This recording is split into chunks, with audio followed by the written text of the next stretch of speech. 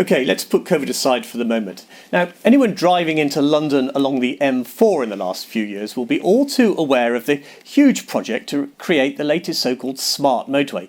It's costing hundreds of millions of pounds to do away with the hard shoulder and create an extra traffic lane. But there are growing concerns that smart motorways can be lethal. When Sally Jacobs' husband Derek left their North London home to drive to Yorkshire 2 years ago, there was no reason to think he wouldn't be back later that day. But on the M1, just south of Sheffield, his van blew a tyre. Because he was on a so-called smart motorway, there was no hard shoulder. He got out the passenger side, and before he could get over the barrier, a car hit his van, crushing it onto him, I assume. The car then turned over and a coach hit the car. Nobody deserves to die that way. Derek's death is one of a number which have prompted calls for smart motorways to be scrapped, but the government is committed to them. The M25 is already a smart motorway. There's a lane of traffic instead of a hard shoulder. Part of the M4 through West London and Berkshire is being converted at a cost of more than £800 million. Drivers we spoke to had their doubts. You don't get to choose where you break down.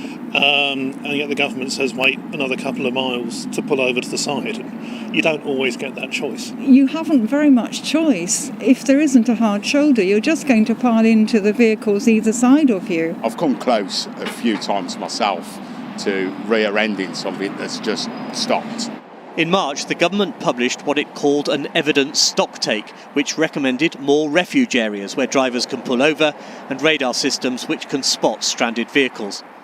In a statement, Highways England said, the government's evidence stocktake of the safety of smart motorways analysed a wealth of data and found that in most ways they're as safe as or safer than conventional motorways.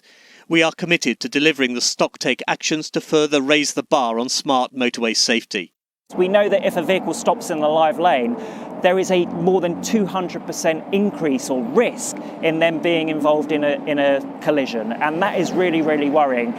Breaking down at the best of times is a terrifying experience. You don't want to be doing that on a motorway, but if you do it in a live lane, for drivers that would be an absolutely terrifying experience.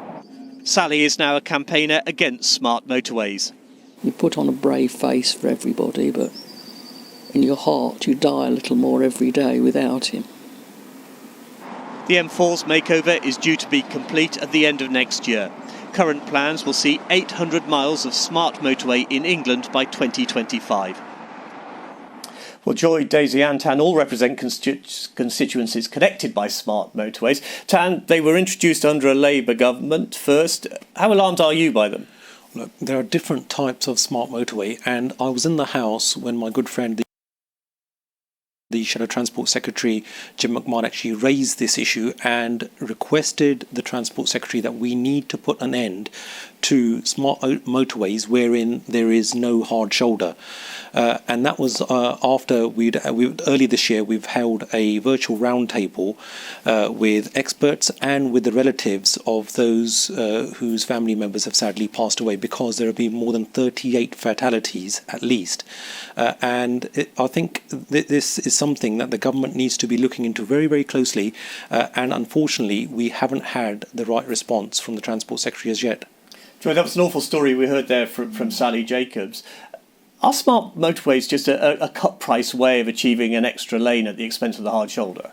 Well, no one wants to see anyone die in a vehicular accident. I mean, that was a very tragic story.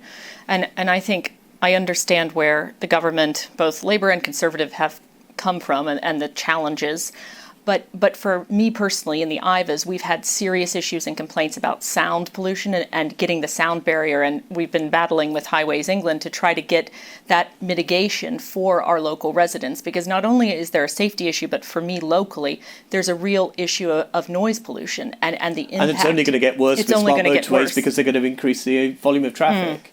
So there are these local issues and the mitigation of how I think also Highways England can work with local MPs and local areas to make sure that all the safety measures that we're recommending and mitigation measures are in place. Dhesi, where do the Lib Dems stand on smart motorways? Well, clearly, I think Sally's experience is just heartbreaking, and I think public confidence is incredibly low at the moment in smart motorways. And so we would like to see a review into whether or not they should continue at all.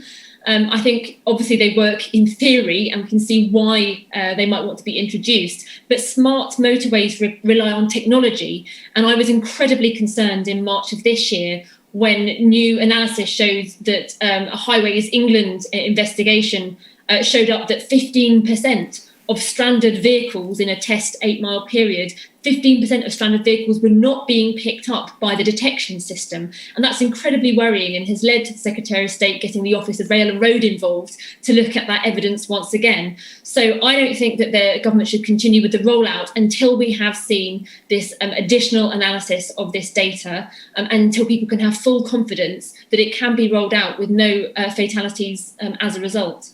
Can you convince the government to pause? I'd imagine not. Well, look, we will continue to ask those questions and request that there needs to be a hard shoulder under all circumstances, because as was very eloquently pointed out in your report, that unless we have that, we will have more and more sad instances as experienced by Sally, because nobody knows when and where they will end up breaking down.